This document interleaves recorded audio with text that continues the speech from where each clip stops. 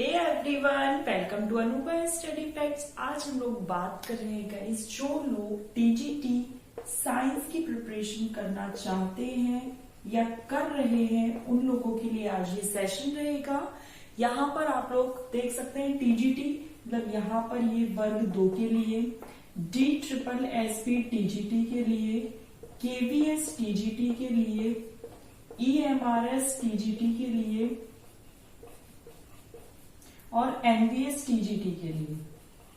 मतलब जितने भी एग्जाम आप लोग के होते हैं टीजीटी और साइंस जिनका सब्जेक्ट है, मतलब जिनका ग्रेजुएशन साइंस बैकग्राउंड से हुआ है, जिसमें उनका बॉटनी, जूलॉजी, केमिस्ट्री और बॉटनी, जूलॉजी, केमिस्ट्री जिनका सब्जेक्ट मेन रहा हो, उनके बारे में यहाँ पर आज हम बात करने वाले हैं कि आप लोग कैसे प्रिपरेशन करें, कौन सी बुक्स को अपनाएं कि आप लोग की जो प्रिपरेशन है वो बेहतर बन सके।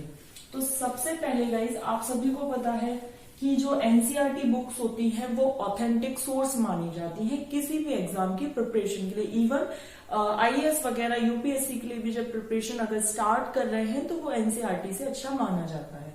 तो सबसे पहले आप लोग क्या करेंगे, एनसीईआरटी साइंस 6th, 7th,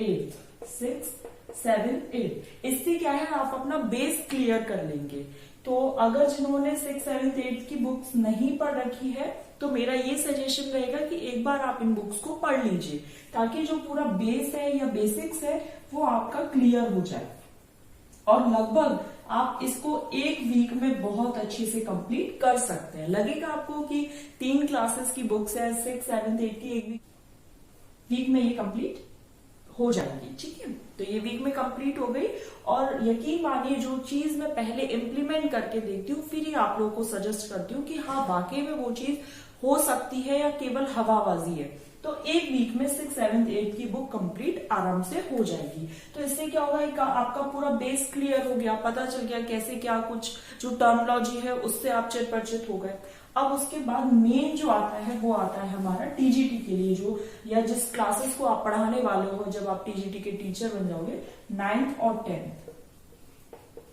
तो 9th और 10th की एनसीईआरटी तो कंप्लीट करनी ही है।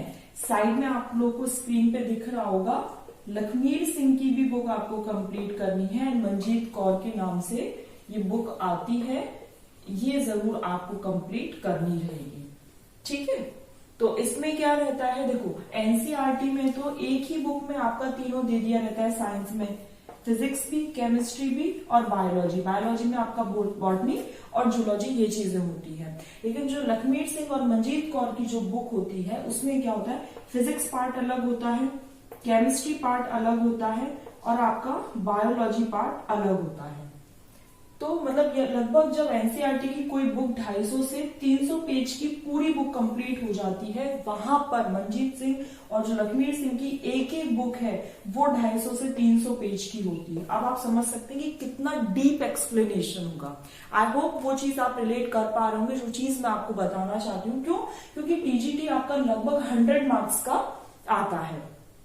चाहे आप BSSS वगैरह में चले जाओ, चाहे EMRS में चले जाओ। EMRS की भी वीडियो मैंने बनाई है जहां पर हम बात करें कि आप किस तरीके से प्रिपरेशन कर सकते हो। तो 300 जो पेज इसके, 300 पेज इसके और 300 ही इसके, तो लगभग आपको 3 गुना कंटेंट यहाँ पर ज्यादा मिल रहा है। बहुत डिटेल एक्सप्लेनेशन है और मैं ऐसा करूंगी, उसका जो कंटेंट वाला पार्ट है या फिर उसके एक चैप्टर का आप लोगों को PDF बनाकर टेलीग्राम पे शेयर कर दूंगी। तो उससे क्या आपको आइडिया लग जाएगा कि वाकई में कितना ज्यादा आपको इन डेप्थ एक्सप्लेन किया गया है। तो उससे यहाँ पर आप लोगों को क्लियर हो जाएगा। तो सबसे पहले 9th और 10th की आपको क्या करना है, एनसीईआरटी कंप्लीट करना है।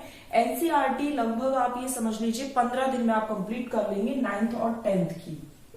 बहुत ज्यादा डिटेल नहीं है। अगर आप साइंस बैकग्राउंड से हो तो आपने सारी चीजें पढ़ रखी है, आप एक बार उससे गो थ्रू हो ही चुके हो, लगभग आपको 20 से 25 दिन लग जाएंगे, बस इससे ज्यादा नहीं लगेंगे। इसमें जरूर आपको यहाँ पर टाइम लगेगा। यहाँ पर हो सकता है कि 2 पोर्शन बहुत अच्छे रहते हैं, हम लोग साइंस वाले, बायोलॉजी वाले होते हैं, तो हो सकता है फिजिक्स में थोड़ा टाइम लग जाए, बट इन दोनों को मिलाकर आप 1 महीने में ये बुक कंप्लीट कर सकते हैं। क्योंकि मेन अब टीजीटी पर फोकस है 100 मार्क्स का। बाद बाकी का जो वो मार्क्स बच रहा है, जो 50 मार्क्स या कहीं पर 80 मार्क्स, तो जो चीजें बच रही हैं जैसे हिंदी हो गया, इंग्लिश हो गया, current affair, GS, reasoning, EVS, जो थोड़े थोड़े 10-10 नंबर के जो सेक्शंस आते हैं, उनको अगर आप अल्टरनेटिव डेज में एक एक दिन जैसे भी आप देना चाहते हो वो दोगे, तो पूरा आपका फोकस किस पर रहेगा, अपने साइंस पर रहेगा। तो आराम से आप 1 महीने में, और लगभग इसको अलग से मिलाकर 1 महीना, तो 2 महीने में आपकी 9th की ये वाली बुक कंप्लीट हो जाएगी। तो अगर आप प्रिपरेशन कर रहे हो तो इन डेप्थ करना है। देखो इनकी ना एक थ्योरी वाली बुक भी आती है, थ्योरी, और उसमें लगभग एक चैप्टर के बाद 100 एमसीक्यूज दिए रहते हैं, 180 ऐसे एमसीक्यूज दिए रहते हैं। एक आती है इनकी कैसी, केवल सेट वाली, सेट लगाने के लिए, जिससे आप एमसीक्यूज की ज्यादा से ज्यादा प्रैक्टिस करोगे। तो मेरा ये मानना है कि पहले आप थ्योरी वाली बुक कंप्लीट करो, उसके बाद आप एमसीक्यू वाली बुक पर जाओ, है ना। तभी तो आपको जो आपने पढ़ रखा है, तभी तो आपको पता चलेगा कि आपने कितना पढ़ रखा है, कितने कंसेप्ट क्लियर हुए हैं। तो वो सब चीजें आप लोगों को बहुत ज्यादा जरूरी है। जब आप इतना सब कुछ कर लेंगे, इसका मतलब आपने बताया कितना सिलेबस कंप्लीट कर लिया, लगभग 75। सेम आपको यही 10th की बुक के साथ करना है।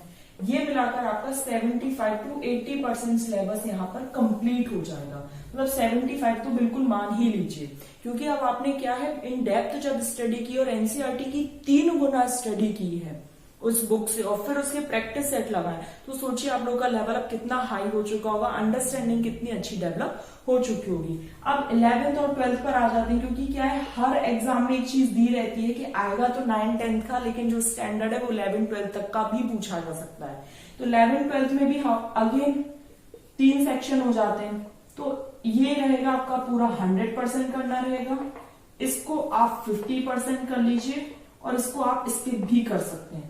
सेम आपका यहाँ रहेगा, इसको आप चाहे तो 100% कर लीजिए, इसको स्किप कर दीजिए, इसको 50 कर लीजिए, चाहे तो इसको 100 कर लीजिए, इसको 50 कर दीजिए, इसको स्किप कर दीजिए। जो आप जैसा चाहे, जो आपके अकॉर्डिंग हो वो चीजें आप कर सकते हैं। मतलब टोटल आपको 3 में से कोई 2 चीजें अच्छी करनी होगी और एक को आप बिल्कुल स्किप कर सकते हैं। एक को 100% करने की कोशिश कीजिएगा, और इसको लगभग 40-50% भी कर लिया तो आई थिंक हो जाएगा।